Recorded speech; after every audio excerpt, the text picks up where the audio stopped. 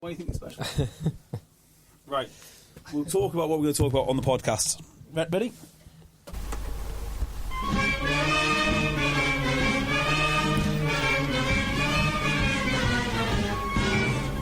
Hello, EggChasers. It's the EggChasers Rugby Podcast, a podcast about rugby that doesn't take itself or the game too seriously.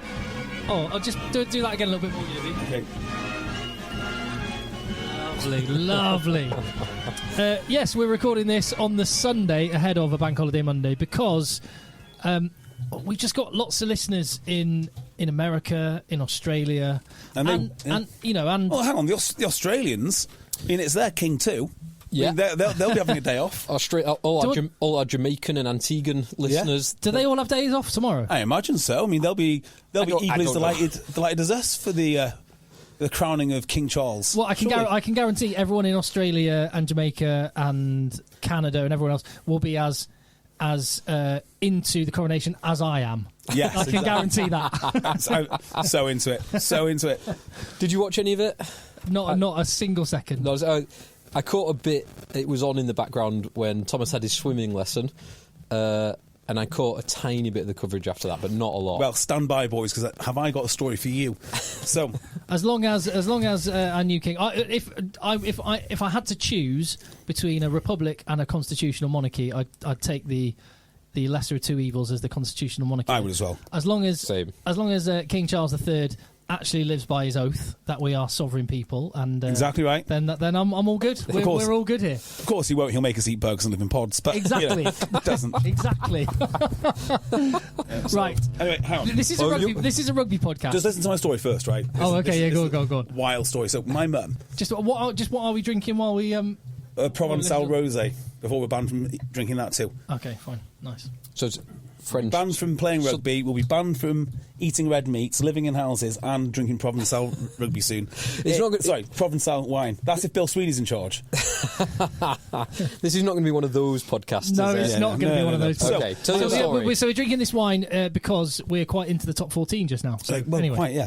So my mum is a massive royalist. Now she's not a royalist because she's thought about it like you, Tim. She's a royalist because effectively she likes things like Cinderella, and she's got like a very Disney sort of view of what the monarchy is. Anyway, she went to see. Did she go to the funeral of the Queen?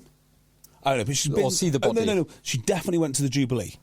So on Friday night, she camped in the part of London that she wanted to watch the coronation from. She took a sleeping bag, a bin liner, and a dry robe, and camped all night to make sure she got a good view of the King. Amazing. I am mental. Yeah. I mean, I would concur. I wouldn't do it, but I am impressed by people who have that level of commitment for anything. But why? Yeah, I agree. The commitment, but it does seem a bit wild. It seems wild. Yeah, it's unhinged. Put that energy. I'm very positive about people who have that much energy. But put it into something that learn woodwork or learn to be an electrician or something that's going to be useful. Dogging? Gardening. Oh, you said I'm not recommending my mum to do that. What would you sleep out overnight for? Well, JB, you're putting all of your effort at the moment into CrossFit, so yeah, something like that. I actually have slept out overnight twice in my life for something. I've never done that ever. In 2001, I was 16, or maybe 2002. Just after 2001. Slept out to get tickets for Oasis's 10-year gigs at the Apollo. That's quite cool. Slept overnight. And that was really good fun. Yeah, it was an amazing vibe, atmosphere, and being a 16-year-old who just finished his GCSEs, there was bottles of whiskey being passed up and down the line. Really good fun. The second time, far less interested. I slept overnight to get my hands on a Nintendo Wii. I was just about to say there are people whose answer to this would be the new iPhone. Oh, so the third time Phil slept rough. He was in a closet in London after Sedgley Park left him in the church, as in the nightclub in the nightclub in London, the church. Yeah, that was. I guess I was waiting for something because I was waiting for the trains out of Euston to start again. I was dressed as Marty McFly and slept in a bin cupboard near Euston. Oh. Well, I mean, it wasn't voluntary, but you just reminded me of the last time I slept rough for the night, and it was involuntary. It was involuntary, and it was after we were out at Mojo's, and I got ejected from the place and don't remember what happened next, other than I woke up in the roughest bit of Salford. Nice. Well, about 5 a.m. I'll tease this because we need to talk about some real rugby. But at the end of this podcast, I'll tell a story about a bouncer that looks just like John Obi Mikel, a rugby team, and how he lost his job. Excellent. Wow. What a tease. And involves Mojo's? Oh, it involves Mojo's, okay. Yeah, it involves Mojo's. Right, this is a rugby podcast. You can find us wherever you get your podcasts. Hit subscribe if you appreciate the fact that we are there for you 52 weeks of the year for very nearly 10 years, closing in on that 10th anniversary, which will be at the start of September. So just the day before the World Cup begins, Yep. this podcast turns 10. Fantastic. The real celebration. So if we can earn your subscription wherever you get your podcast, that'd be amazing. And let's get stuck into some rugby then. We already mentioned that we're quite into the top 14 just now. I just want to say that despite my cynicism last week, I thought that the coverage of the 2 live games that BT Sport had this weekend for the Gallagher Premiership round 24, final end of the regular season, they did a really good job at making me care about those 2 games. And it was interesting. So I wasn't watching it live, but I was following it live and then watched back the highlights. The kind of arm wrestling, the backwards and forwards between... I mean, it was the only thing that mattered in the league, but it did make quite an entertaining spectacle with Bristol and Bath at various different stages being, qualifying for Europe. And I was going to ask Tim, do you know, was it mentioned in the live coverage, what the financial difference is? Because we know, like in football, the Champions League is tens of millions of pounds for qualifying for the Champions League. I've got in my head something like 500,000 quid. But I think that's football. That was football like years ago. Yeah, football now is tens of millions. Yeah, I mean, it really is. The reality is, because of the way that the seeding system will work, is you're either going to play Leinster or La Rochelle and get your ass handed to you by then. So that's kind of what Bath and Bristol were playing for. But it's a good question. I don't know. I'd assume it's a chunk, but then I guess for those 2 teams, the chunk of cash doesn't really matter for those 2 teams as much as it would for, say, Sale or London Irish or Newcastle. There's still a salary cap, so those 2 clubs aren't going to go bust on the strength of it. But I think local bragging rights, as much as anything, added the extra dimension to it, and the fact that Gloucester were in the mix made it a bit of a West Country. Yeah, West Country Gloucester, thing. They've not had a good second half of the season, have they? Put it mildly. Yeah. I mean, the problem with Gloucester, of course, is like, if this was Bath, I would be absolutely loving it. I'd be tearing in some, but of course it's Gloucester and I love Gloucester. So like, maybe next year. You used to love Bath. At the start of this podcast, do you know they were your team. I do love Bath. I love Bath as an idea. Like the idea of Bath is wonderful, but the execution of Bath is absolutely horrific. Not as bad as it was. I think you've got to say Johan van Gran's first season is, I'd say, a modest success. It's interesting, isn't it?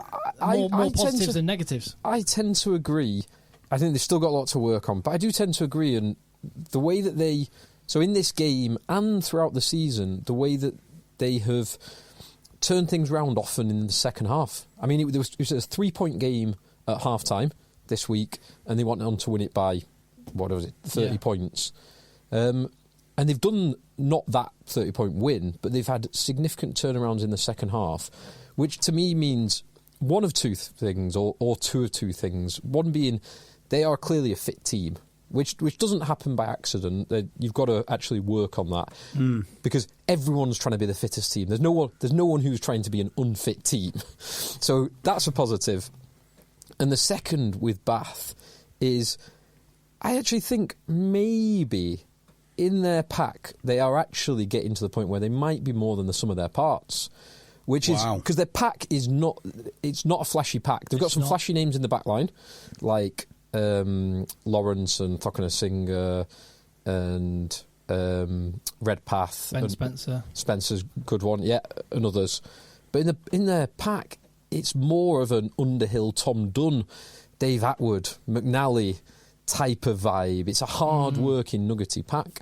And so for them to be winning that arm wrestle towards the end of the game as other teams are dipping suggest those 2 things, or that's fair. one or both of those 2 things, which I think are positives. They're what Van Gran would have set out at the start of the season to try and achieve, and it looks like he has. The counterfactual we will never know is how good would Bath be had Worcester not folded and they had on a silver platter the game-changing players that they gave them. Add to that list of very hard-working, nuggety players Ted Hill, who is one of the best examples and most important players. So that is a great point, because I think they maybe would have been bottom. And Ollie Lawrence has won them games. Yes, Ted Hill is one of those guys that if you move to France, he'd be the best player in France.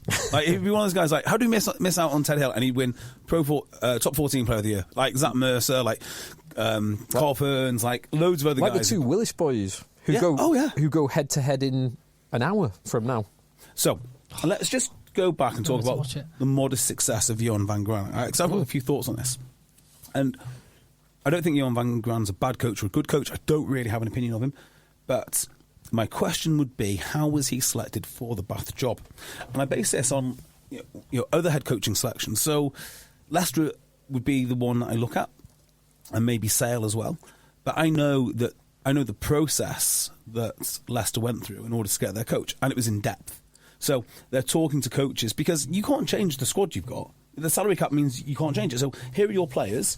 What do you know about your players? What is the strategy that you're going to employ when you play your games to utilise these players? Well, it's a lot slower to change the players than it is the coach. Yeah. The coach changes like that. The players change over a big period of time. Yeah. So, if you got someone in to Leicester, for instance, he's got to undo all of these long-term contracts which have got so many boys on. If you don't like what they have in their stable, they're going to be very unhappy for you as for your fans. Mm-hmm. Now, I would love to know if they just got Johan van Graan because he's a big name, George Munster, but was there a process to make sure actually this personality fits these players? And if there wasn't, I think he has done a really good job, because he's got to somehow make those players into the ones that he wants. It's really difficult. So, yeah. And another thing which happened at Bath this week, Stuart Hooper left. I was just going to mention that. Which is about time, unfortunately. It is. I read that announcement with some surprise, but I think if I was a Bath fan, I'd be quite pleased, because Hooper was a good captain and good leader on the pitch. You know what? I actually think, from my interactions with him, talking to him in press briefings and whatnot, when I actually bother to do that sort of stuff, he seems like a really decent bloke. Yeah, I have absolutely no doubt that he's a top bloke. But yeah, being kind of parachuted into director of rugby with the dysfunction that Bath had around it, that we've spoken about many times before, that it's playing for anyone to see. That is an absolute nightmare position for him to go into. It wasn't right. And then he kind of been promoted upstairs despite all of his and the team's failings. Was a weird... He failed upwards. Yeah, he just needs to get out of there. I don't think... what's sad about this whole situation is I don't know if he leaves a better person coming out of it. I don't know if you were to look at his skills when he arrived and when he left, if he's benefited from it. I'm sure he'd benefit far more from, say, going to Leeds Carnegie, or I say Leeds because that's who he used to play for, but somewhere which isn't Bath, and sort of learn your trade, and don't just keep giving him new, more senior titles every time he fails. Let him fail, let him learn. Yeah. Hold on. There's something on the line. Oh, it's gone. Good. Yeah, okay. Phenomenal. Fine. Yeah, I think going into, rather than just kind of jumping in at the deep end, go into work as a number two, as a specific coach, and doing rotations as a specific coach within a good organisation. Something like Borthwick did across many years, or Ron O'Gara has done across many years. Like, follow those. If you've got the right attributes, those are the kind of paths. You don't want to jump straight up to the top job and fail spectacularly. If you want to be a professional coach, and you've got your foot in the door in a Premiership team, say someone transitioning into coaching now, like Byron McGuigan is going into coaching at Sale. Mm-hmm. Yes. Oh yeah, is he coaching? Because he's retiring. Is he coaching? Is it one of the youth teams, or is he actually going as? He coaches all. Well, he's done across Preston, he's done Rosendale, he's done Oxford University, Bowdoin. Where else has he been? He's been on all. So he's been learning his craft. But I think if you're in that situation, you beg someone like Saracens to take you on, or you beg to work under Steve Borthwick, or precisely. You want. If you're really into misery, La Rochelle, or go to like Ron O'Gara did stints in France. He did stints in New Zealand. Go and be an assistant coach. Beg Eddie Jones for a year of misery. and it would be miserable. Yeah. Do you know who did a year of misery with Eddie Jones? Who hasn't? He's had about 45 coaches. Alex Sanson did a year of misery with Eddie Jones. Yeah. When he was, I want to say, with the Reds, and they suffered their worst defeat in South Africa ever, I think. There's an article written by the excellent Charlie Morgan, and I don't know how you get hold of it, but I've read it. It's brilliant. And documents, I'm not sure if it documents Sanderson working for him, or if it documents the year Eddie Jones had with Sanderson's input, but it's something like that, and it's a really good read. Now, there was another coaching announcement at Bath. Is it this week or last week? Last couple of weeks. Was this an assistant Blackett? Yeah. Great appointment, I think. So, now, I think that is one of those, in 10 years' time you might, or 5 years' time you might look back and think that is a really astute move, potentially for both parties, because really, really rate Blackett, and he's shown that he's not kind of too big or too proud, and he'll go and do a job to hone his skills. I wouldn't be surprised if Blackett did more of that, a stint in France, a stint in Japan, or a stint in Super Rugby, to hone his craft before coming back an even better or more well-rounded coach. Well, I think the question you have to ask, again, as always with Bath, is are they just putting together celebrity parts? Because anyone who knows their rugby... It could just be that. Yes, it could be a disaster for both sides. Yeah. The fact that I like Lee Blackett so much as a coach and as an individual, I want to see the positives in it. But you could be 100%. Yeah. You could be right. Lee Blackett's on the market, get him. What does he think of Johan van Grand's rugby? He hates it. Brilliant, get him in. Get him in. Like, you can just see that conversation in Bath. Yeah. The problem with Bath is the people that run the club don't really know anything about rugby. It could be like pairing Leroy Houston, Toby Falatau and Sam Burgess in the back row. Exactly. You might think there's some big names there. It could be dynamite. It's not going to work. What about their friends up the road at Bristol? That's more interesting. And the first thing I want to say on Bristol is there's been quite a lot of moaning at Saracens and the team which they put out against Bath. Well, none of their business. Go and win some games. I totally agree. That's basically the point I was going to say. Saracens, whatever. Just be better. Grow up. And I said, as we said to London Irish fans who were moaning that Saracens put out a weaker team against Northampton one week and then their full bore team against London Irish the next. Just be better. Yeah.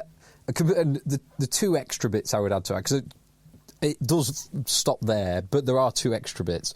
One being, Saracens have got a load of international players who they have mandated rest for them, so they were probably ticking a few of those boxes as well. Semi-final next weekend. And semi-final against Northampton, who had a week off. Yeah. So they want to have their play. It's entirely up to them because they've earned the right to do it, so they're just replicating what Northampton have done. The London Irish example is even more egregious, really.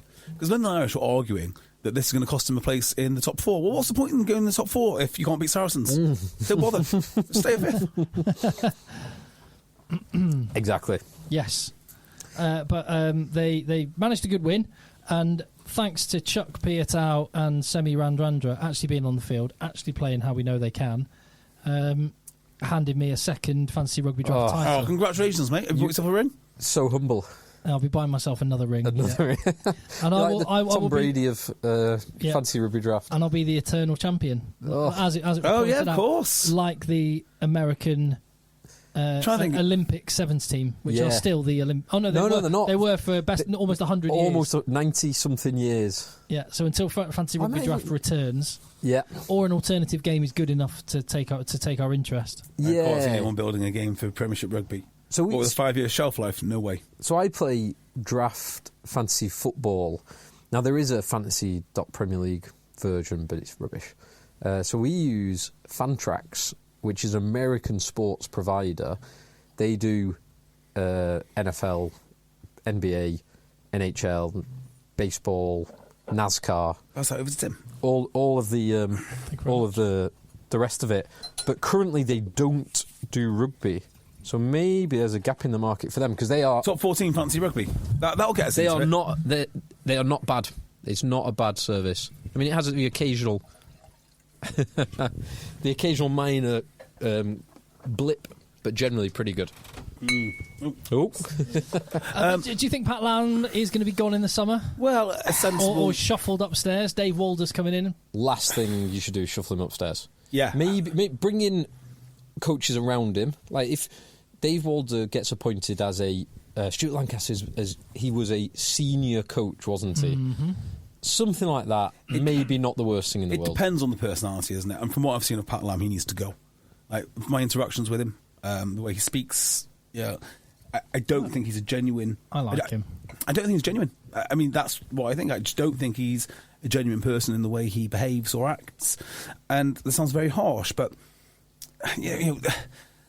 the whole Ian Tempest thing really laid him bare. I think it exposed him. And I've heard a fair few whispers about the way he acts, and that sort of confirmed it for me. So I don't think he's the sort of guy who would just move upstairs and let someone take over. I would just defend him by saying if we were all judged by our weakest or poorest moment, then none of us would look too great. Right, true. But he still needs to go. And my only experience of Pat Lam is great, and I like how he talks. I just don't believe it. I love how his teams play. I don't believe a word he says, though. Rugby. Yeah, well, I love how his teams play. I mean, maybe your opinion is coloured from when he's spending loads more money than everyone else. Because the way his team plays now is only occasionally okay. Well, the problem is this season is they go from absolutely awesome and blowing teams away. They absolutely pump Northampton by 50, and then they go and lose to a team by 50. And that's they live in the extremes. They can be incredible, exactly like that team that finished top of the table a couple of years ago. And then lost to Harlequins. They can be there, and then they can 28-0 up. 28 after 28 minutes. Yeah. Point a minute, it should have been 80-0.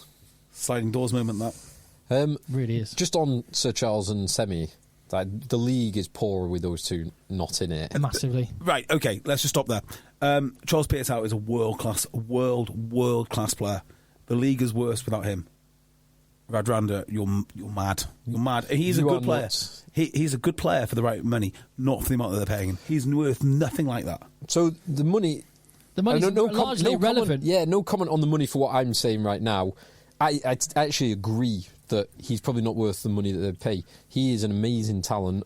The try he scored, was it Adam Hastings? Yeah. And one of the Hastings and Atkinson, where that's what you want to see from him.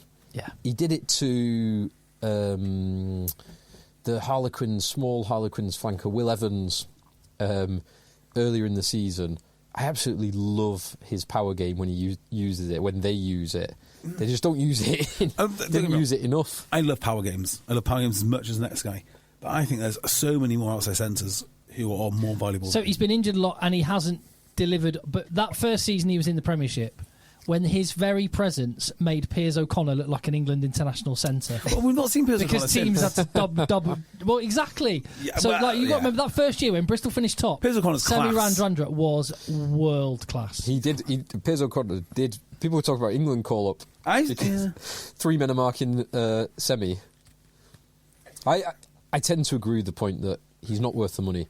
Now, is he worth the money? He was a marquee, though. So yeah, he was a marquee player. This is where, and I definitely think you're onto something, JB, with the Pat Lam not being genuine or being disingenuous. Yeah, but actually, that only matters so much if you are a really good coach.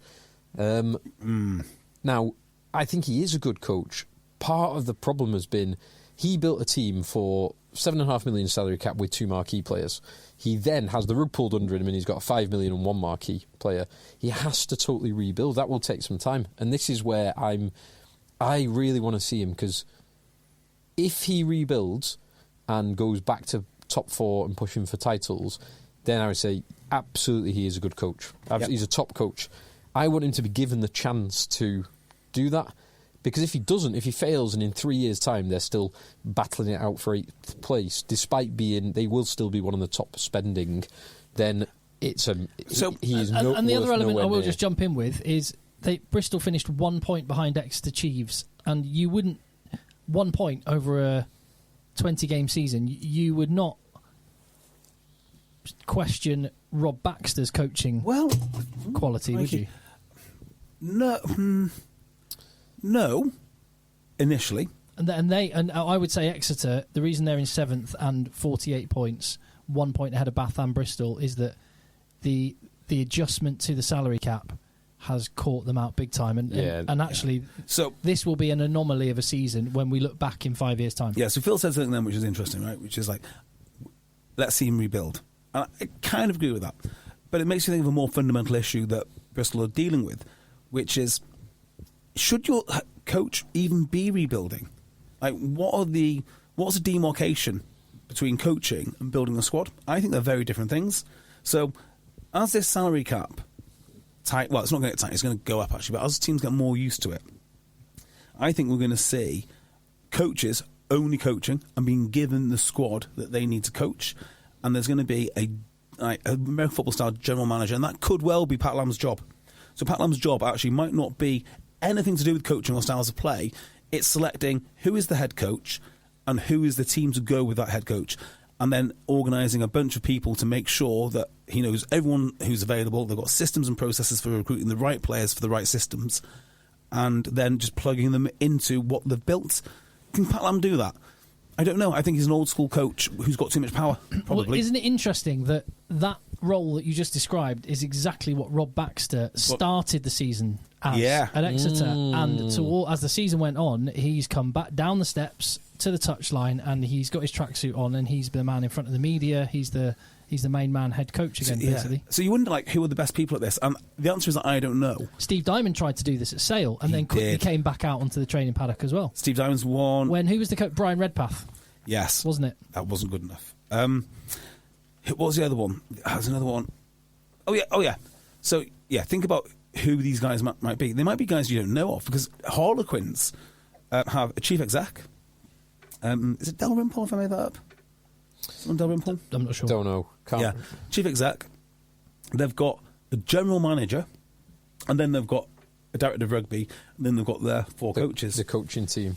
And that general manager, I suspect, has a lot more input as to, like, who they sign and the systems to get those players in. Because actually, think about the complexities of rugby. If you're coaching a scrum every day, how do you know which props to bring in? How have you got those connections? You're going to need someone else to do that. It's going to be really, really hard. So I don't think Pat Lam is going to be the kind of guy. He's either going to be coaching or recruiting. But I don't think he can do both. Whenever you talk about people getting kind of promoted up to a job they're not good at, it's the Peter principle. I always think of the Peter principle. Well, Steve Diamond promoted himself to a level that... I mean, Steve Diamond could have been the sales to see...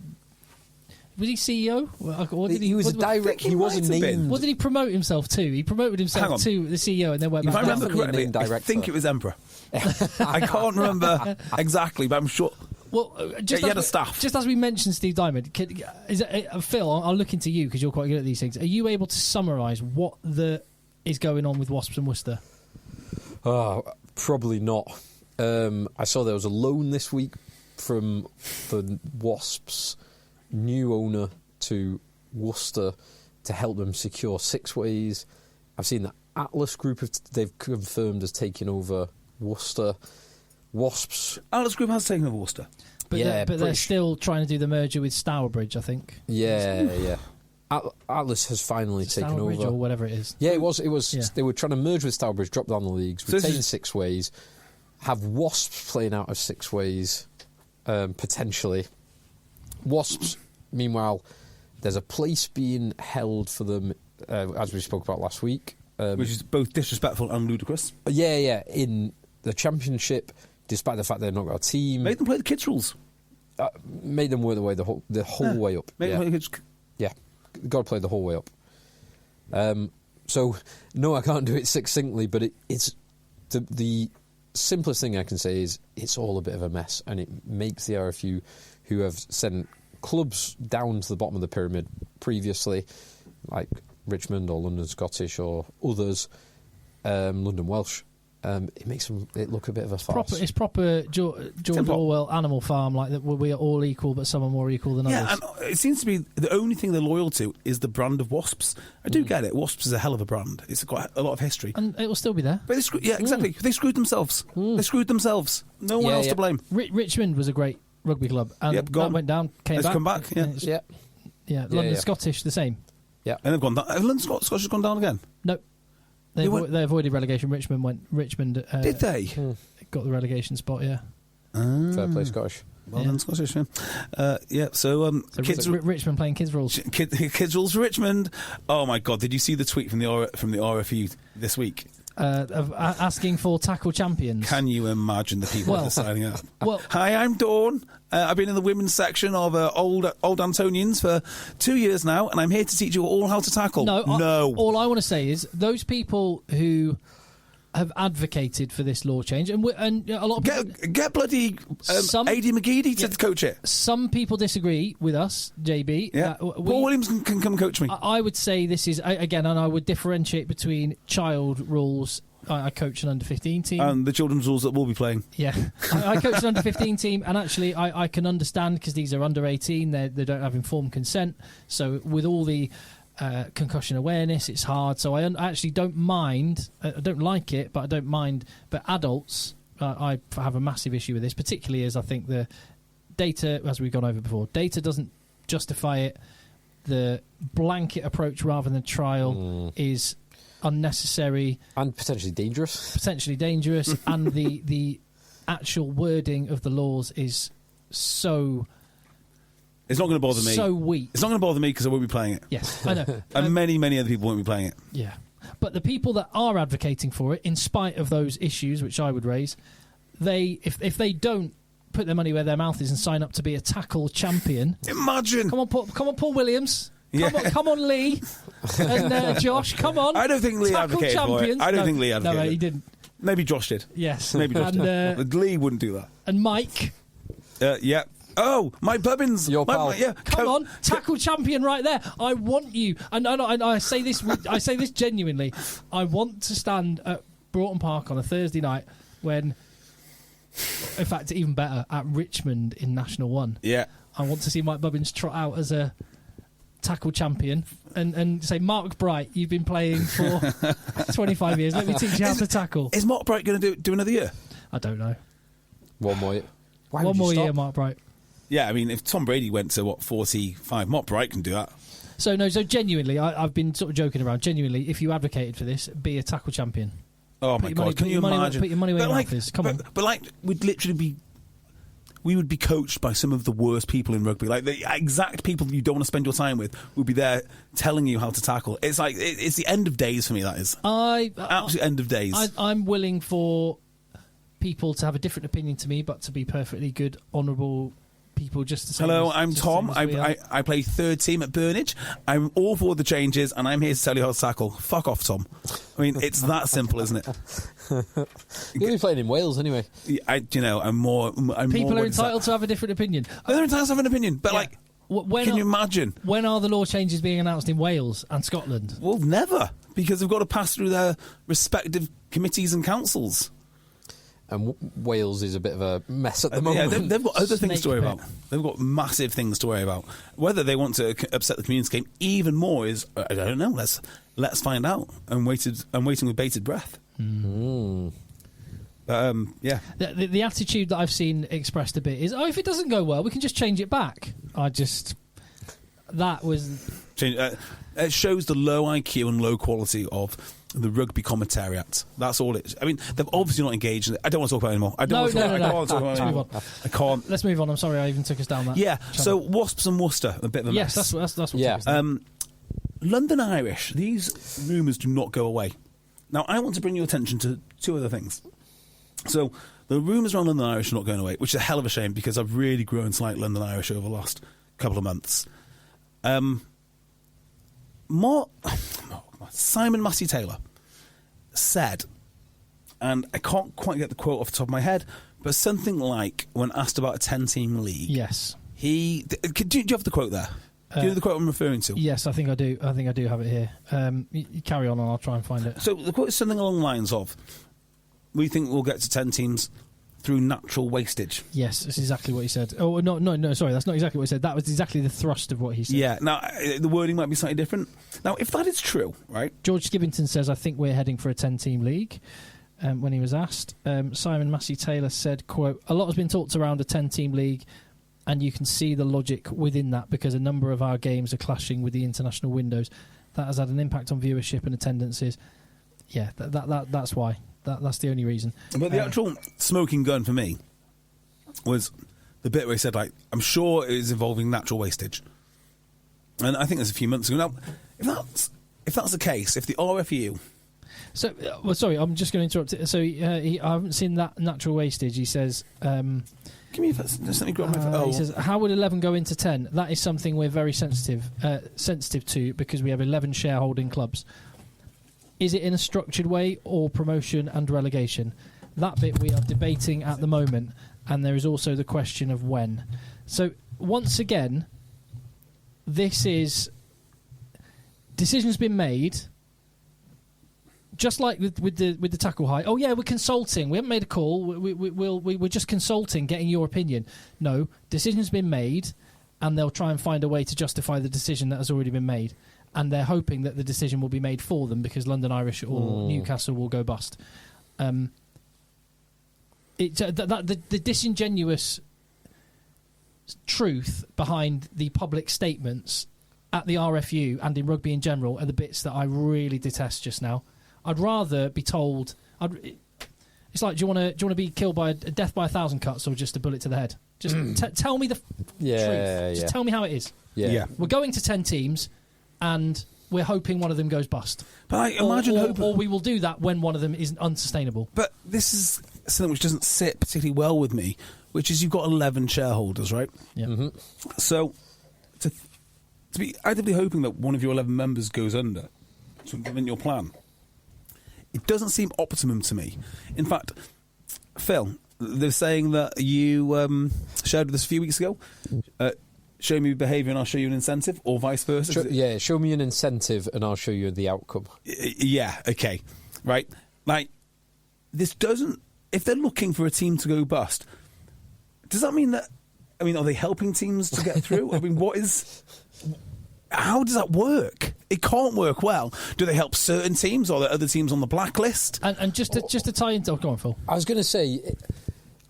So, that quote, I've not seen that quote, but if it's anywhere near that natural wastage, that's not good. But to try and put a more charitable spin on this, they might be thinking, well, Newcastle, they're not spending up to the salary cap at the moment. They might be happier... This is trying to put a charitable spin on it. They might be happier to take a step back for a few years, have a few good winning years in the Championship, grow their fan base, grow the team, bring natural talent through their academy to get a sustainable position when they're not having to buy in people from South Africa, Italy, Argentina, wherever. And that naturally allows them to shrink the league for a short period. And then you've got 11 teams who are really... or maybe even 12 or 13 teams who are really competing for those 10 spaces. The less charitable angle to that is they don't want 11 shareholders. They want 10 because then the money they have will be spread further. And this, something you mentioned on last weekend's podcast, which I would highly recommend listening to the NFL episode of the Acquired podcast. It's ace, which I listened to, and it's brilliant. Yeah. And with rugby as my interest, there was so many... Did you find yourself wanting to self-harm as you listen to it? So much spoke to me on that. And just talking about this now, this is the antithesis of the approach for the NFL over the years. And the reason the NFL is a success is because league first has always been the mentality to the point where some teams took a hit financially to grow the pie bigger for everyone. And you look at the value of NFL franchises now, and that is why. And this is what rugby cannot do. Some turkeys have got to vote for Christmas, or some people have got to realise you've got to think 10, 20 years as your horizon, not next year. Well, the one that got me, I know it will never happen, but when they were talking about the AFL and the NFL merging, and the like full start for the AFL and then the second start and the merger there, I couldn't help think back to the split. In England, we primarily an English rugby podcast.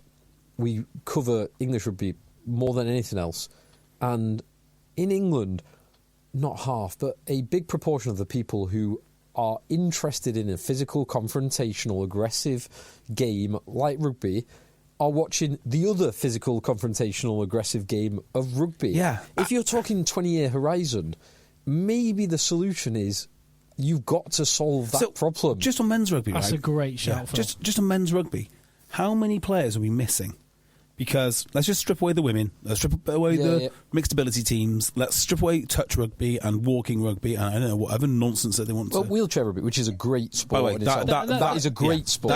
They're all great sports for the people, but we're interested in right now. We're interested in men's rugby. Men's rugby, Adult men's rugby. Adult men's rugby, right? Yes. That's what I'm interested in, only. Actually, wheelchair rugby is pretty cool. Right? Yeah. But, there's only there might be a big fan base, and Union might have captured the fan base, so the fan base might be skewed. But of the actual people that can play the sport, I wouldn't be surprised if it's a 50-50 split. Particularly around Yorkshire and Lancashire. Oh, yeah. If you love physical sports, you're going to be playing rugby league. We're probably missing thousands and thousands of England internationals. See that what Phil just did there, and what you two are touching on is the kind of big picture thinking which rugby needs. There's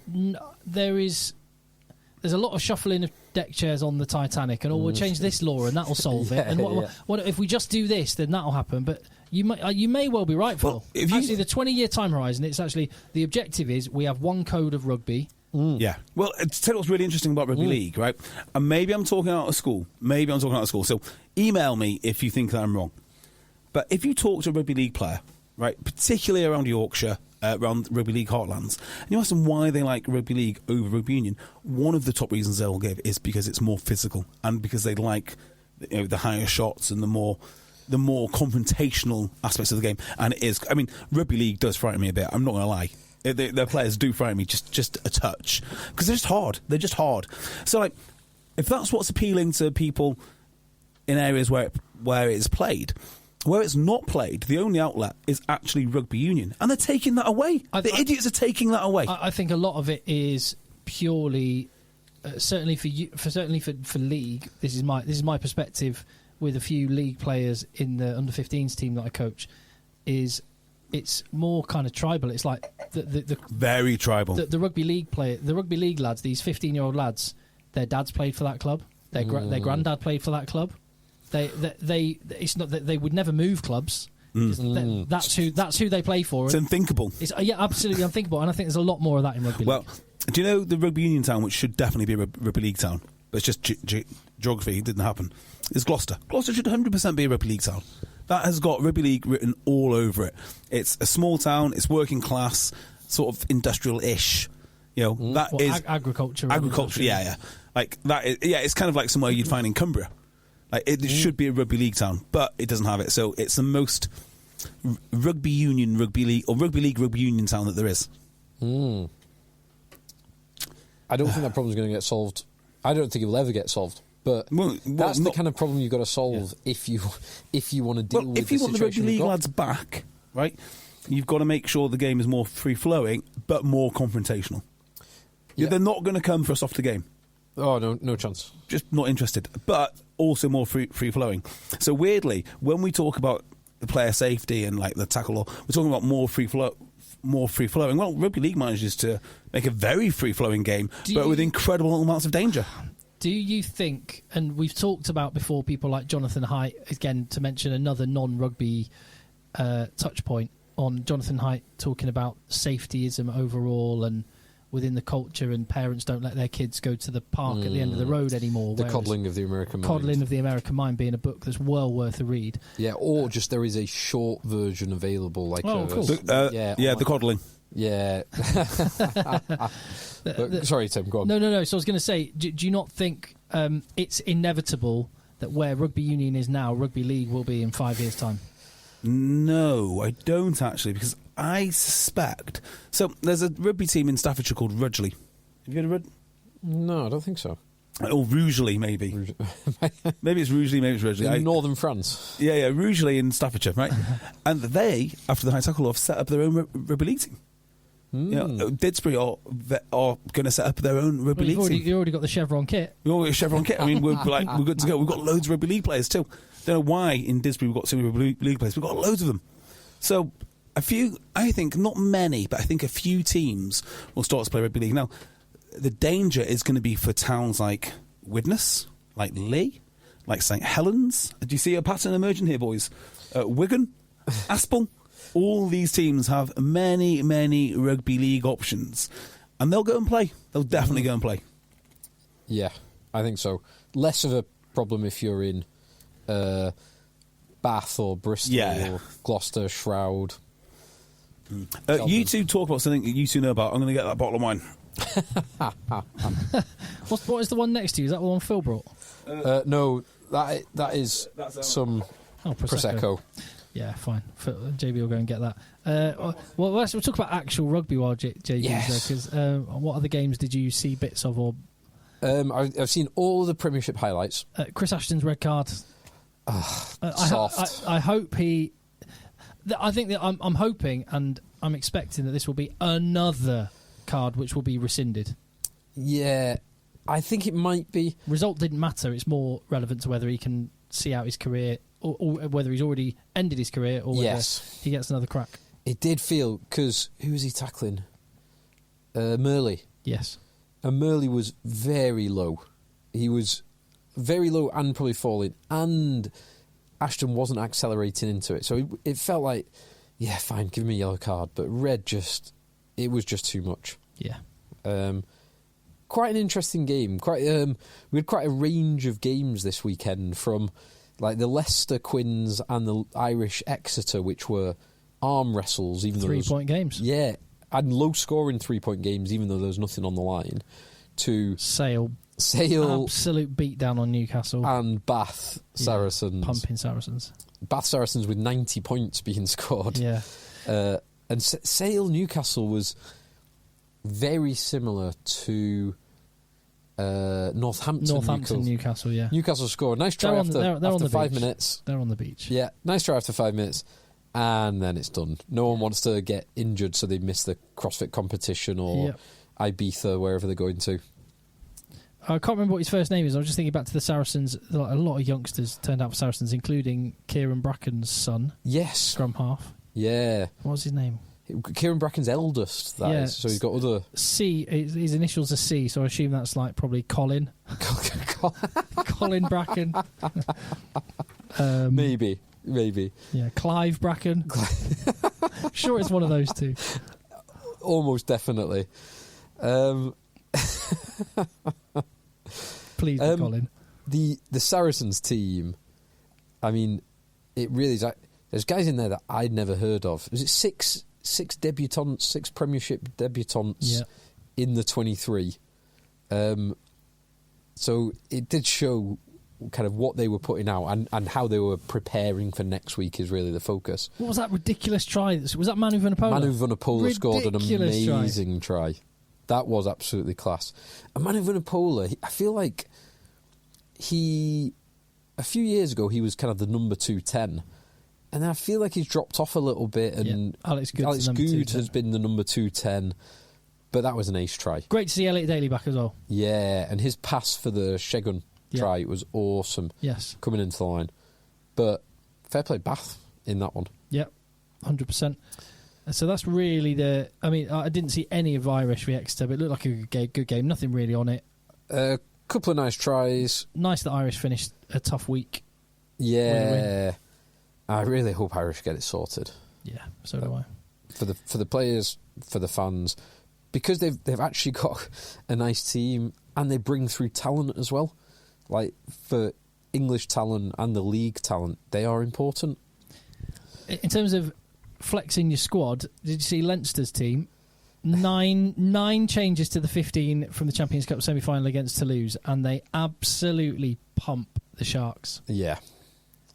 Harry Byrne, Kieran Frawley, Dave Carney, Luke McGrath, Max Deegan, Sean Penny, Jason Jenkins, Ryan Baird all in. Dave Carney, yeah. Milne, Lucid Prop. Yeah, I mean, they've got some ridiculous talent. To be able to do that, and like you look at I know Oxenchae and Umbanambi in the front row, 2 World Cup winning front row players. Yeah, Thomas Tutoy is South African international tight head. Yeah.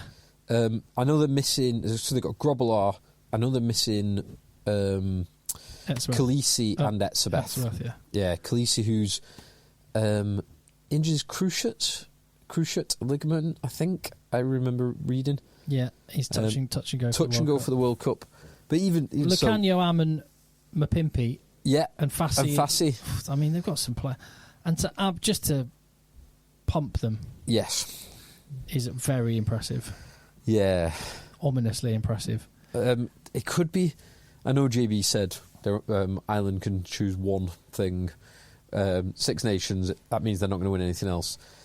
I'm not sure I'd be betting against them to win another one or two things. I tend to agree with you there. Munster, it was a really good win for them away at Glasgow.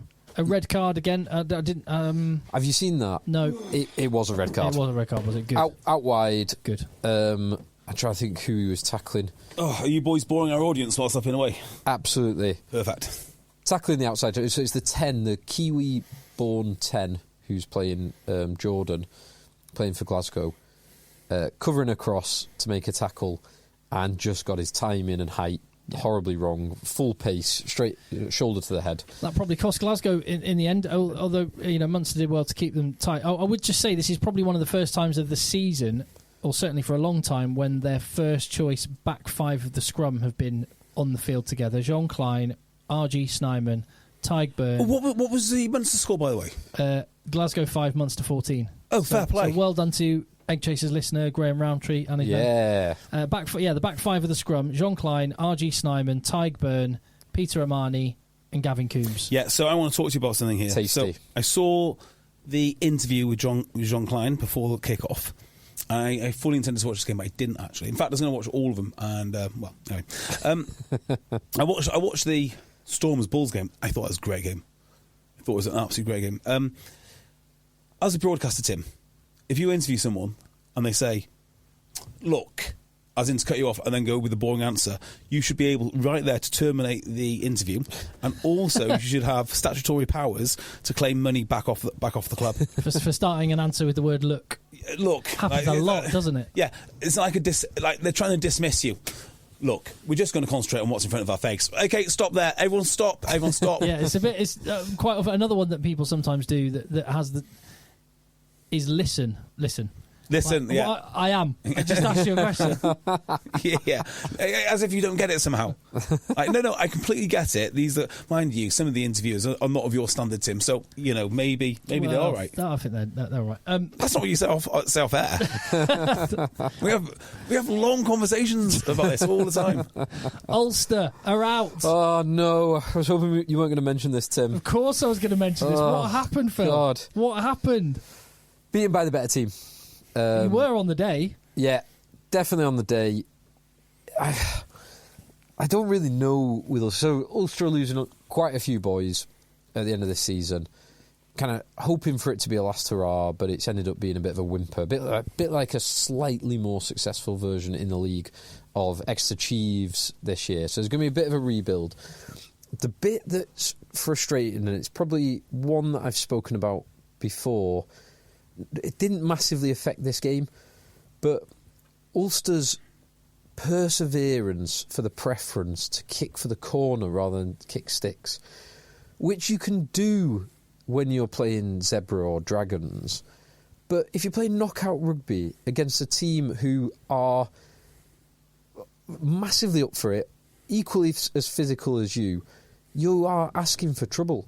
You're backing yourself when the odds of backing yourself are significantly lower than the odds of just kicking for the points. And I think it's a lesson that Ulster have not yet learned. They didn't... there's not an enormous amount of examples in this game, but throughout the season, it has been an issue. And I think if McFarland, who I really, really like and really rate, and Tim, I know you've met him several times, interviewed him several times. Love the man. Love the man. Yeah, you've got a lot of time for him. If there is one weak point, it's that I can't help thinking, just do some simple statistical analysis of what is, from the various different points on the pitch, what is your success rate for 3 points, and you can get an aggregate return for doing that, and kicking the corners against the opposition that you're talking about. If it's Dragons, you might be likely to score a 5-point or 7-point try. if you're playing against Connacht or playing one against South African teams or playing against Leinster, you simply can't afford to do it. You have to take the points when they're on offer to you. 100%. And that's that is not only for Ulster, that is for Exeter as well at the moment, because their driving maul is nowhere near what it was, say, 3 years ago when they were all conquering. Well, did anyone see Stormers Bulls? I didn't. No, I watched this. I saw a couple of clips. I saw our boy Evan Roos scored a lovely try. He was got absolutely battered by somebody. Kyle Brink. That's right, yeah. He got absolutely... that was a hell of a carry. Yes, it was. I tell you what, I'm a bit in love with these South African teams. Like, I'm with you, Tim, all the way when you said it was just, the whole thing's a stupid idea. But seeing some of the teams that they're putting together now, I mean, they went from the whipping boys of the Super Rugby competition to just these powerhouses now. It's pretty cool that we're going to see Stormers in Galway in a semi-final. I thought it was in Cape Town. Is it not? No, I think Connacht are at home, aren't they? Or have I got that wrong? I think they would have travelled to Ulster. I think it's the highest. Oh no, it has to be. Or is that Champions Cup? No, I think it's Champions Cup where they have to be. They can't be in South Africa. Yeah. I think I could be wrong. I think Connacht have to travel to Cape Town, which is. I mean, that's not a bad way to end your season. Yeah, exactly. Connacht party on Long Street. Exactly. No, don't book the flight back. We'll sort that. We'll sort that out. I don't know. We're not expecting to be in a final. I don't know what sort of software these South African teams are running, but the hardware is mighty impressive. Mighty impressive. You're right. You're quite right. It is in Cape Town. Yeah. That's quite an interesting split, actually. The semi-finals. Just to mention that, which is the Irish semi, which is Leinster, Munster, and then Connacht going away to Stormers, which you'd assume, because of the fast turnaround, means that Stormers will be going through. So it looks like a Stormers Leinster final. Stormers look phenomenal. They've got a hell of a scrum. They've got some outrageous talent. Final at the Aviva Stadium, though. They move so quick. And yeah, another final at the Aviva Stadium. Because there are two finals. They at are Aviva. desperate to give Leinster some silverware this year. Whether it'll work or not, I don't know. But we'll see. Well, that's in the URC. It's because they finished top of the league. So so as long as they go through, they get home advantage all the way, I think. Correct. Whereas in Champions Cup... Can I ask for some help, please? Contact eggchasers@gmail.com or just get in touch with us however you can, please. Where can we watch top 14 rugby in England? Because... Not possible, mate. Next Saturday, Racing 92 versus Toulon is massive. It's just a great game. Toulon are in 7th currently, outside of the playoffs. And Racing are 4 points ahead of them in 4th position. And we've got just world stars on both teams. I want to watch this game. And I don't know how to watch it. Well, we wanted to watch... We planned... Last night we were going to watch a game, weren't we? It was only about half an hour before. Toulon, La Rochelle we were going to watch. Yeah. A good win for La Rochelle. Good win for La Rochelle. What have we got here, Phil, before we... Yeah, what are we drinking? Be our sommelier. Let me pass that, yeah. It's an unfiltered German Riesling. Hopefully it's nicely chilled. Who's that German rugby fan? Peter Hans... Peter Hans Wild and Derek Frank. Yeah. Dennis Frank. Dennis Frank. Good old Dennis, long time listener. Big strong boy. He's old. He's massive boy. That reminds me, one of our listeners and veteran of 2 Tier 2 tours, Gavin Doyle. Gavin, I haven't forgotten your quiz for next weekend. Ooh. It's a nice Riesling. It's lovely. So just before we go on, do you know what I've done with this little bin? Because Phil had the audacity to bring a bottle of wine around which wasn't properly cooled. When you text me asking if I had some wine on me, when I text you before that saying I'm walking along the canal. Let me be clear. Phil has a mighty impressive selection of both beers and wine in his wine fridge downstairs. Always. He's the guy you want to visit. For a quick beer, you want to visit Phil, right? So I assumed when he knew we were going for beer, he'd bring something with him. So I just thought that would be what you did. Anyway, he went to the shop and got a warm bottle of wine. So would you like to know what I've done here? Well, no, yes, I would. But firstly, I just wanted to bookend one conversation. I'm like a wine philistine. I haven't got a clue what's going on. What does unfiltered mean?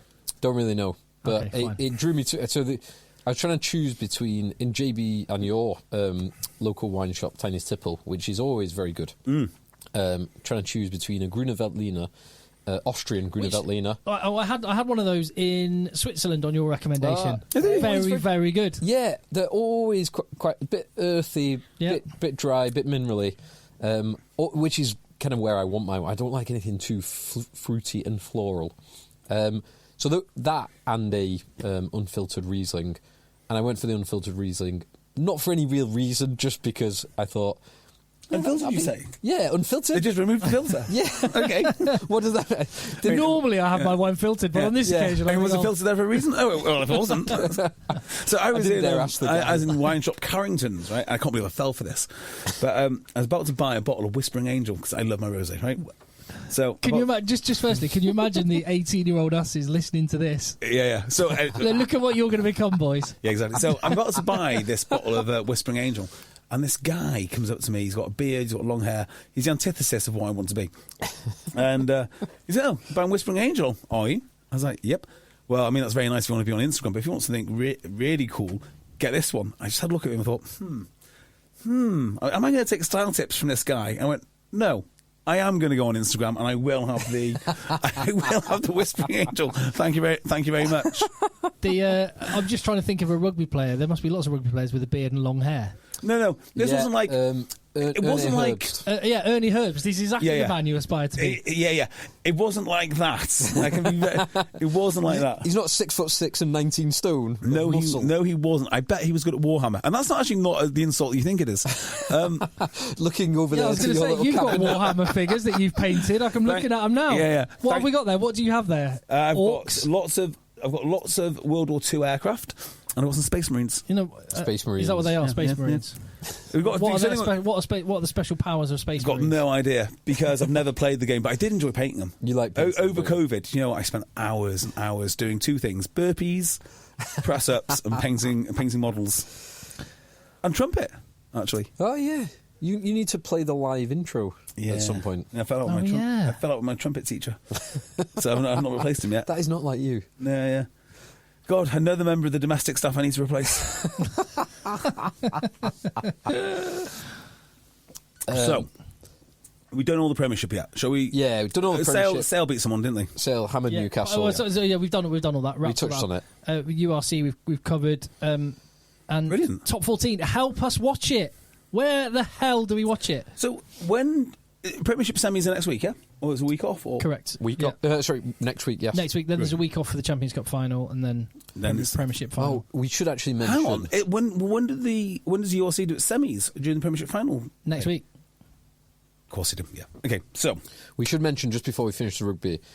Obviously, my beloved Ulster crashed out, which was heartbreaking. My other beloved team, the Hurricanes, travelled to Fiji to play the Fijian Drua and lost. Well, do you know why? Yeah, because the Fijian Drua are a seriously good team. They're a seriously good team, and there was a wonderful... Because they're under the management of Mark Evans, that's why. Yes, agreed. Well, there's one great picture. In fact, one of the only things I saw of the coronation. There's a couple of things I saw of the coronation. One was some horses that were doing weird little sideways walks and stuff. Couldn't be do you know who loves control. weird horses that do sideways walks? Or did until he died? Pablo Escobar, obsessed by them. And cocaine hippos as well. Is that right? Yeah, there's those hippos that he took hippos to Colombia. They started breeding and they've become a bit of a problem. No. And they're referred to as the cocaine hippos. Every now and again there's a story which the headline always has Pablo Escobar's cocaine hippos and then complete the rest of the headline. Yeah, wow. I mean, I wouldn't have thought that they were too hard to hunt down, personally. I think if I was charged with finding all the hippos, I think I could do that. Of all the animals. How many are there? I don't know. I mean, if there's a couple of hundred, I'd find them. If there's, yeah. I mean, they live in water. There's only so many bodies of... How many hippos from Pablo Escobar are there in Colombia? There are 5 from Pablo Escobar, but I mean, there are 20 from other drug lords. From the original 4 hippos that escaped from Escobar's country estate, about 130 exist today. What? The largest Well, 130. That's substantial. You could hunt that, though. I could hunt that. Mind you, Colombia's a big old country, isn't it? They're only going to be in bodies of water, and presumably together. They live together, mostly. Yeah. Let's go hippo clubbing. Hippo clubbing. Hippo clubbing is it does sound like an actual club. Colombia is a country I would love to go to. In fact, there's one guy on maybe amazing. There's one guy on YouTube who is I can't remember his name. I think he's a Scandinavian fella, but he basically travels around South America and just takes videos of him the whole time, and it's wild. He goes, "Oh yeah, I'm going into a place where all the locals have told me not to go," and he just goes with his camera out and just goes into these real rough parts and just. Who is that? I'll find out his name, but I just accidentally stumbled. I thought it was maybe you serving me the YouTube algorithm. I thought it was maybe someone you'd watched, because he just popped up on YouTube, and I went down a rabbit hole watching about 100 videos, and he just meets lots of incredible South American women on his travels, and it's great. Wow. When I think I told this story in the pod about 12 months ago, when me and JB went to Lisbon to watch Portugal versus Russia. Hang on a minute. Go on. That sadly the invasion cancelled because it was the week before. Yeah. The only good part of the invasion was this. Cancelled. we were watching. We were watching the early kickoff, 12:30 kickoff. We'd been for our run, watching the early kickoff in a pub, and some bloke started chatting to me at the bar when I was getting our friends a beer. Were they Scandinavian? Yes, I think they were. I was getting the four of us some beers, and he's like, "What are you doing over here? Business or pleasure?" And I was like, "Oh, just over to watch the rugby." And he's like, I asked him, "Are you here for business or just for a good time?" He's like, "I'm here on business. Colombian business." And I was like, right, okay, this conversation is over. I'm going to back away. Yeah, he's called Kurt Kaz, and here's a little video of a Colombian woman. Maybe working for the embassy. A Venezuelan woman taking him into her home and meeting all of her family. Oh, she's gorgeous. Oh God, I'm sure that's incidental to the story. I don't care about the rest of the story. But anyway, but yeah, you see loads. That guy, Kurt Kaz, his name is, and he's well worth. He has a wild time. 1.74 million. So he's obviously not. Wow, fair play. But he just goes around. Let's have a look at no. Let's just let's finish the rugby and then we can. Let's review the games and we'll talk about his videos and people on him over a beer later. No, I think we've got. You'd like him. He's the kind of guy you aspire to be. Yeah. We've got. What are the semi-finals next week? What have we got? So in URC, we've got Munster-Leinster in Dublin. Stormers Connacht. So Leinster Stormers. Yeah, it's going to be 2 home wins, I think. Okay. Leinster Stormers final, which is and if it's not, last year's champions, the Stormers, playing Leinster, perennial champions. That's pretty good. That will be a great game if it plays out. Now, I did think that Ulster were going to beat Connacht, so it might not quite play out like that, but my money would be on that. Now let's talk about things we know about. Yes. So it's going to be Sale Leicester. Yeah. It's going to be one hell of a ding-dong. At the AJ Bell. Yep. And Saracens Northampton, which I think will be slightly more simple to in the rugby paper today. Do you want to see what Josh Beaumont said about Sale v Leicester? You'll be shocked by this. Okay, go on. Josh Beaumont said... It's Josh Beaumont, right? Yeah. So he's going to say things like, we really respect them. He? We're going to concentrate on ourselves. And you never know what will happen, but we'll try our hardest or something like that. What do you think Josh Beaumont would have said about what he expects the game to be? It's going to be tough and tough, physical, confrontational. You know what they bring. Beaumont predicts a physical encounter. Yeah, there we go. You don't say. Wow. Sale playing Leicester. I like Josh Beaumont. He's a good guy. I like him too, but that was a bit easy, Josh. Yeah. He's right, though. He's right. So we've got the Manu and Ford Bowl. Oh, Manu's resigned for Sale. Yeah. Right, let's just talk about this. That was a couple of weeks ago, but yeah. Yeah, but we didn't talk about it. Yeah. So the reason I want to talk about it is not literally just because it's a Sale story. And I think it's the wrong decision through and through. For both parties. For everyone involved. Yeah. For everyone involved. Yeah. I mean, it's good maybe for the casual fan that doesn't watch rugby anymore. Manu's still here. Look, we've got a star name. Come and watch him, right? Why bother? He's not that good anymore.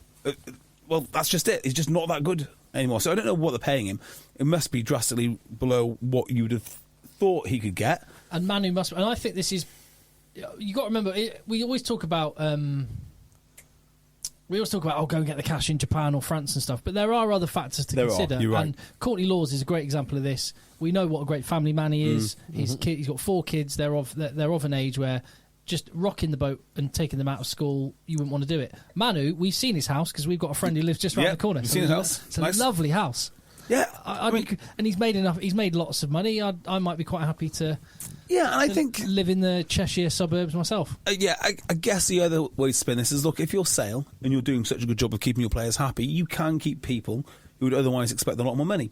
But the question is it a good place to spend your money? And I'd say no, it's not, because he has been much more available for Sale than he ever has for Leicester, which is good. But we're not seeing. Maybe he wasn't available for Leicester because the sheer demands he put on his body through the way he used to play they're just not the same now. I mean, he might be a great guy to have around the training park. He might be all of these wonderful things. He's not the old Manu. There's just not. I've not seen him have one Manu Tuolangi. We don't know what that. We don't, as you say, we don't know what. Yeah, I mean, look, if it's like there was one moment in the autumn internationals where he levelled. I think it was Gonzalez, the London Irish flanker. He absolutely levelled him. But that is one moment in the last 18 months or so. So yeah, exactly. If that's what you're banking on, good luck. It's a lot of money to be spending for that payoff. I don't think he is like the centrepiece that he once was. Thank you very much. No, I just think this is not a Premiership style signing now. You've got to spend your money on people like. You've got to be looking for the new Dan Kelly. Here's the way I'll go. Here's the way I'll go with the semi-finals. Saracens are going to win. They're going to beat Northampton. We've got that one. Yeah, fine. I would say if Leicester beat Sale, I make Leicester favourites for the Premiership. Interesting. If Sale, no, hold on, no, other way around. If Sale win, I put Sale favourites for the final, and if Leicester win, I put Saracens favourites. I think you have it the wrong way around. So, well, the fact is, I was originally saying it the other way around. But, so, I think let's just talk about this game. So, they match up quite nicely, these teams, because Leicester Tigers are all about the possession and the pressure, and Sale are all about the physicality and defence. So, my criticism of Leicester Tigers is that they do the pressure bit great, and they've done it great. Even against Leinster, they were doing it pretty well. So they can win the territory, they can kick the points. Sorry, not kick the points. They can kick the line out. What I was saying originally is the way I think. I think Saracens have got the better of Sale. I think Leicester will have. That's the better exactly of right. I completely agree with that one, 100%. But then once Leicester get down in that 22, they're not clinical enough. They need to be far more clinical. And against Sale, they are probably the best team in the league at defending. Maybe Saracens are on par with them, but defending in that 22. So can Leicester break down Sale? I'm not sure that they can. And then Sale have got their own weapons. I think Sale, but not by much. So just on that for next week, I think you're right in the analysis that Leicester are more likely to beat Saracens than Sale. I still think Saracens are favourite regardless of who they play in the final. There again, Sale are sort of slowly catching up Saracens bit by bit by bit. And every time Saracens have beaten Sale, they've been closer to the old Saracens than what they are now. So Saracens they are declining. It's very gradual, but it is definitely a thing which is happening. Sale have managed to stay relatively consistent. In fact, if anything, they've improved. They've got Johnny Hill, who's actually been a success, and I didn't think that would be the case. Carpenter, Roebuck. Flaherty's been a success. Yeah, he's been a great signing. Quality signing. And of course, George Ford. Right, so and don't forget Dan Dupree at 13. Rob Dupree. Sorry, Rob Dupree. You might as well have Dan Dupree. Dan Dupree was on the bench yesterday. I don't think he came on. But he's back as well. And Rob Dupree was named in the Premiership Player of the Year shortlist. Was he? Well, you can't really say he's the best 10 in the Premiership, but he has to have a mention. He was the best 10 in the Premiership for the first half of the season. Yeah, but even when he's the best 10 in the Premiership, you can't call him the best 10 in the Premiership. Premiership team of the season: Valrapava, Ruskin, Hooker, probably Montoya. Yeah, it's got to be Montoya. Tight head prop. That's one I have struggle with. Jamal Ford-Robinson. It would have been Fraser Balmain if he'd stayed fit because he was awesome at the start of the season. But I honestly can't pick the tight head prop. Take your pick. I don't know. There isn't a standout candidate in my mind. Yeah. Second rows, De Chavez for Newcastle first half of the season was immense. Interesting. Fell off. Second rows is hard to pick as well. Some of them haven't played enough. God, I don't know. Yeah, actually. the best ones just don't play enough.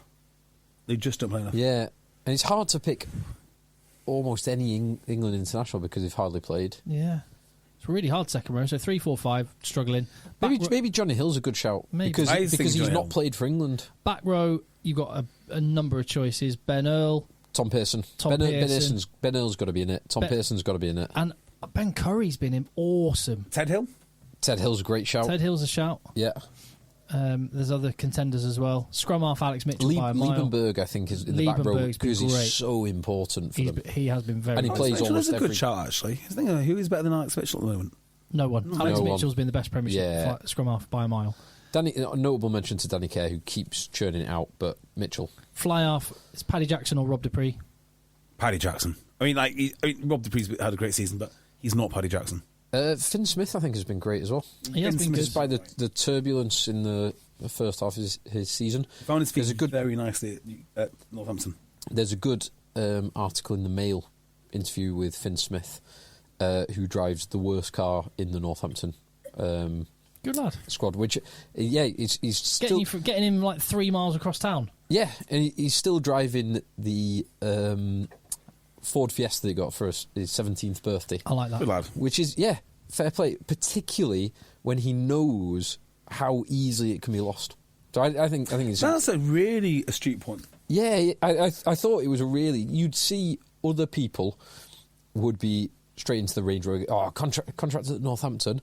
Particularly when you've got to go and park it next to the other players' car. Yeah, So 100%.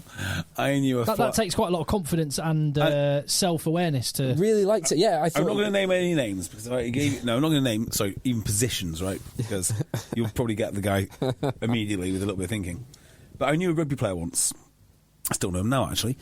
And he just lost his job, his first professional contract, and he lost his job at an unknown professional team.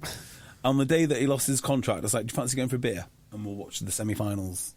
Sorry to hear about what means. Yeah, sure. Let's do that. And he phoned me and said, I can't come. I was like, well, why? I'm picking up my Range Rover Sport. I was like, mate, you got no job. And he picked up his Range Rover Sport and he's never played a second of professional rugby ever again. Oh, my God. Again. That... No, not that player. Okay, sorry. We'll talk about it over a beer later. Go for a beer. I'll tell you all about it later. That Finn Smith interview, I don't know, it signified like an astuteness that I wasn't expecting, but I was pleased to see. Yeah. Really liked it. Centres... Seb Atkinson. Seb Atkinson's a shout. Fraser Dingwall's been great. Dingwall. I've always liked Seb Atkinson, I've got to say. Yeah, Dingwall is great. Dingwall probably gets a nod for me at 12. 13... Just working my way. Ollie Lawrence. Ollie Lawrence, but maybe at 12, Bernard Jancy van Rensburg. Oh, but he's Ben Hard. Ben Hard. Ben Hard, Jancy van Rensburg, and Ollie Lawrence are the two best centres. You're right. And then the back three, Matteo Carreras. Yeah. Yes.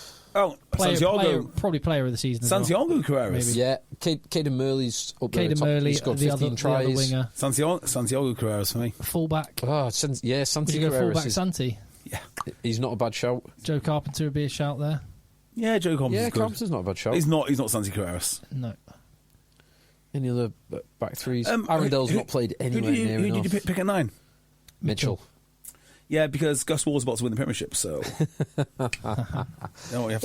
Interesting that... Did we name a single Saracens player in there? That's a great point. Oh, Theo McFarland was by a mile... Oh, Ben Earl we did. Yeah, Ben Earl's good. Theo McFarland, you're right, though. You're right. Elliot Daly, probably. Actually, do you know what? I would give the 15 spot to Elliot Daly. He can't. He was that good in the first... He was the best player in the league. That access between Farrell and Daly when they were firing looked awesome. Amazing. Yeah. It did look awesome. I mean, that could be the thing which cost England dear. It could have cost Eddie Jones' job, to be fair. Yes. Theo McFarland is out for the semi-final and final. Do we know if Billy's going to be back? No. Don't think so. We don't know, or we don't think he will be back. We don't know, and I don't think so. Yeah, I don't think he will, from what I can recall, but I could be wrong. So that is 2 big losses. Massive. Because they are both enormous individuals, and they're very, very. And handy Sale or players. Leicester are going to go at them in the back row.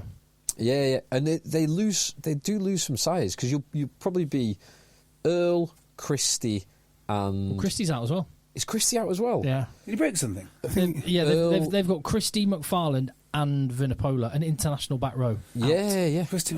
So So they've got Earl, Jackson Ray, and I would move Marrow and probably Ezekiel. Well, they have been playing Ezekiel there. But yeah, Marrow Ezekiel. Yeah. I would move Marrow to 6. That is what they will do. Ezekiel They'll play one of those Tizard. two. Yeah, I would do the same, but they'll probably play Ezekiel at 6 again.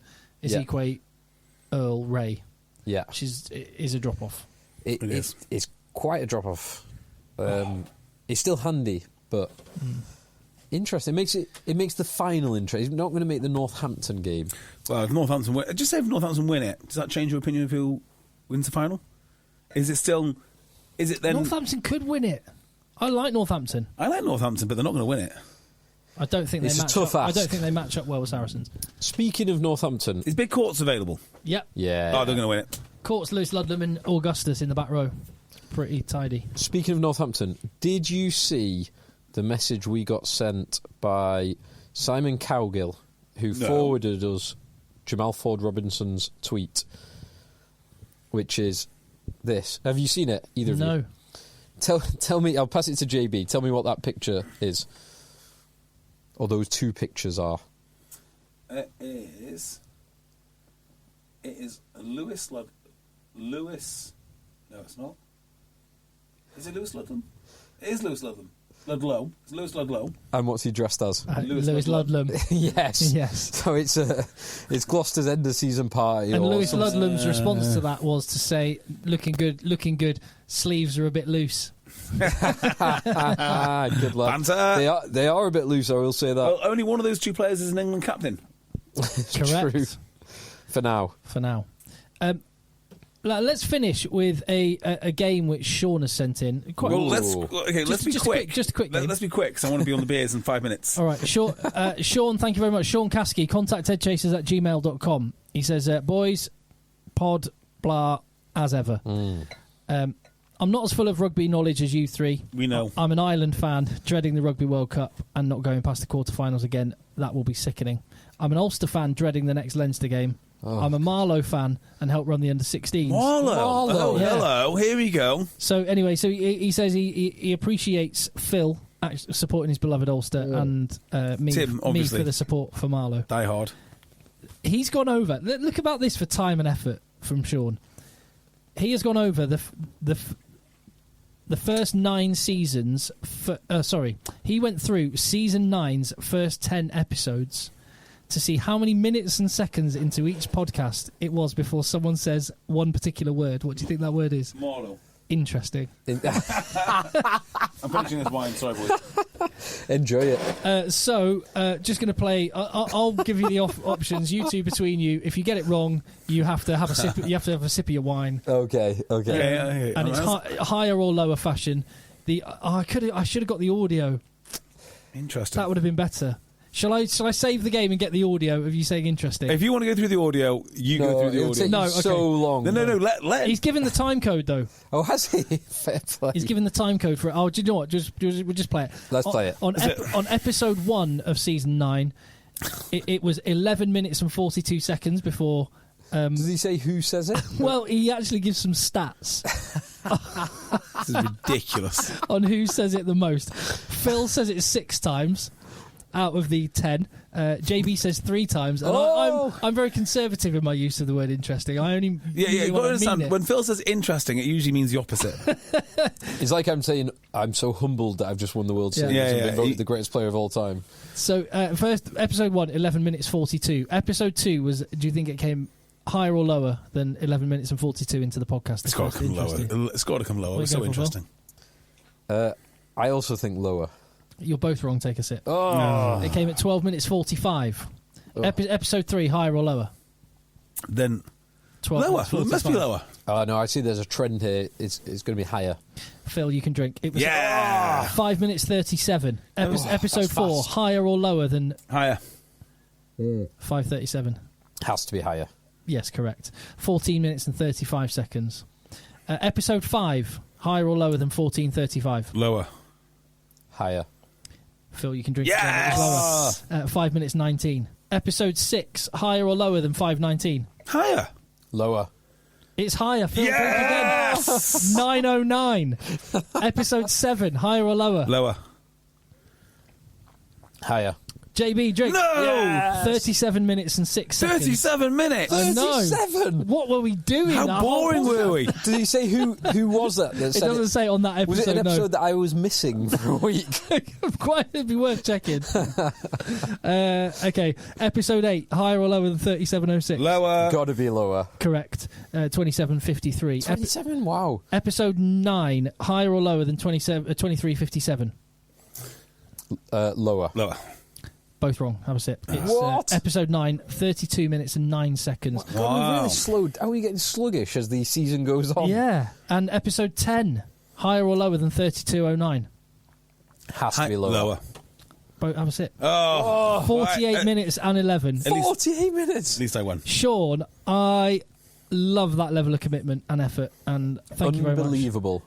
Good luck to Marlowe's Fascinating. under 16s, I presume under 17s next season. Junior Colts, proper rugby. Hey, I've got a question for you later on over a beer about Aylesbury Rugby Club, my rugby club of choice. But I'll tell you, club. I'll tell you about. Oh, and later. one more email that I just want to mention. Contact eggchasers@gmail.com. Mark Anderton has got in touch. Hello, EggChasers, LTBP, blah. Quick shout-out request for Chew Valley under-16s who have just completed their final season together as a group, undefeated. Played 18, Amazing. 118, 4-7-9-2 against 180, collecting the Bristol Combination and Somerset Cups along the way. A talented group of players who play the game hard but in the right spirit. And what's more satisfying to us coaches is how rugby has helped them grow as boys throughout their years together, building their individual confidence and hopefully forming friendships that will last for years to come. See, RFU, are you listening? This is what rugby is. Their rugby will inevitably change as they move on to Colts and other rugby academies, school, etc. But the boys, coaches and parents should look back on this season with immense pride for what they achieved on and off the pitch. Keep up the good work and please keep going. JB, my 9-year-old loves listening to your rants on the school run. Ah, good lad. Less swearing, please, JB, in future. Yeah. Top man. Right, so we're gonna call this podcast a day now. Yes. One thing for me to say. Yes, of course. We're playing a game. Oh yeah, we are. In 2 weeks' time, 20th of May. I'm landing from Greece and driving to, or training. I need to get to wherever the game is. Drying out and training. So 20th of May, if you have any interest, any capability to play that game, we do actually need players. Do we need players? We need a couple of outside not backs. numbers, but we could just in terms of positionally, we could do with a few speedsters. Yes. Why? I'm pretty If you're a speedster over 35, I think I could. Ollie Poole. Ollie Poole. we need, Our friend Ollie Poole. we need someone to is the lean- fastest man over 40 in the world or something. Well, he was top 5 earlier last year. He was top 5 in the UK at a point when number 1 was one Dwayne Chambers. So this is top 5 over 40. They're very similar builds, though, aren't they? You've got Ollie Poole and Dwayne Chambers in a room. You'd think they're the same person. Similar physiques, yes. He's doing very well. Do you know who he competed against about 2 weeks ago? I do, but I'm not going to ruin it for you. An absolute legend. One of the all-time legends of British athletics, his son, Elliot. Elliot Daly Well, think of Daly. Thompson. Oh, Elliot Thompson. Elliot That's who I was Thompson. thinking. That's who I was thinking. Elliot. When I said Daly, I was thinking Thompson. Yes, yeah. Daly Thompson's son, and he had a chat and got a couple of pictures with Daly Thompson, one of the Amazing. all-time. What a legend that man is. I love the short shorts Daly Thompson used to wear are immense. The moustache. And that GB kit that Daly Thompson used to wear back in the day is awesome. Isn't it amazing? Great stash. Athletics is one of those sports it's not died a death. I mean, people are interested in it during the Olympics, but people used to actually know these people as like household names. Like Daly Thompson was Cram, like Steve Ovett. yeah, little people bad actually knew these people. Well, it's the same with rugby. People used to know rugby players. Because- Brian Moore, Will Carling, Jerry Guscott, all these players used Because to it was on TV, I guess. because it was on TV and there was only 4 channels. Yeah, they used to show Diamond League. Like, you could turn on a Tuesday and watch, some some sprinting or whatnot. Well, they still do athletics like on terrestrial telly, but it's just there's so many other choices. No one bothers watching. Yeah, I do find it interesting. Same with darts and snooker. Like that. Did you watch any of the snooker the other weekend? No, but snooker is. I used to watch that all the time. I used to love. I find watching snooker incredibly therapeutic. I don't know what it is, like the silence. Darts has had a real rebirth. Yeah. Darts has, yeah. Because they know their audience. They know that. RFU, listen, know your audience, you morons, you absolute morons. So get in touch. Contact EggChasers at gmail.com. If you're anywhere in the Midlands area or fancy coming on a night out in the so if you're over, Bourneville's where the game is, but we're going to be in Birmingham. We're going to Birmingham. So if you're over 35 and fancy playing rugby, give us a shout. Contact EggChasers at gmail.com. Yeah. If you're under 35 or any age, want to pretend you're over 35 and fancy a beer, let us know. Contact EggChasers at gmail.com. One last thing. Start the show. I said I'd tell a story. Yes. I'm happy to save that for another time. Shall I save it for another time? Your call, Tim. I think you have actually told the story on a podcast before. Have I? I think so. What Is it one where someone was running down the street and then loads of rugby players came back? Yeah, that's exactly the one. Yeah, so it's on an episode previously. If anyone wants to hear it, they can. But why don't you give the rough headlines? It was a night out in Mojo's with... Rough headlines are this. It ended up in a bouncer running down the street, chased by one rugby player, who in turn was chased by four rugby players, who were trying to stop the original rugby player from attacking the bouncer. The bouncer turns around and sees 6 rugby players or whatever it is running after him. All of his mates run after all the other rugby players. So, got 1, 4... So the 5 rugby players were trying it's almost to like a Fibonacci sequence. Yeah. So the 5 rugby players were trying to defuse it, but he interpreted it, and all the bouncers interpreted if you're a bouncer, all you're doing is you're looking back, and you're seeing one guy chasing you, and 5 of his mates behind him, and you're thinking, right, let's go, let's absolutely go. There's a big story before this as well, and then behind that group of rugby players, 8 or 9 bouncers. So now you've got one bouncer, 1 rugby player, 5 rugby players, 8 bouncers. And then all of the other rugby players are like, all my mates are going to get beaten up by bouncers. Let's go. And this was a massive team, by the way. Like, we were huge. I'm 6'2". I'm comfortably the smallest guy there. We were huge. Was this the team where Ginge was the scrum half? Yeah, I was scrum half for 6'3". Was this in North Wales? Ginge is absolutely massive. Was this at Mojo's, but in North Wales? The North Wales team, but in Mojo's? Yeah. Mojo's Manchester with the North Wales. They were on a stag. And the reason that this happened is even more bizarre than what actually happened. So then the rest of the crew, 20-odd players, start running after the 8 bouncers.